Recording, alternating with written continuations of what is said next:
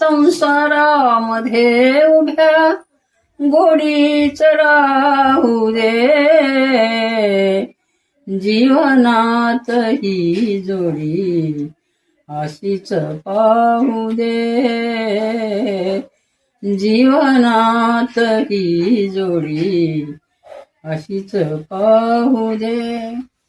अत्रि अनुसयेने संसार थाटला, अत्रि अनुसयेने संसार थाटला, त्यांचा हेवा स्वर्गी देवांनाही वाटला.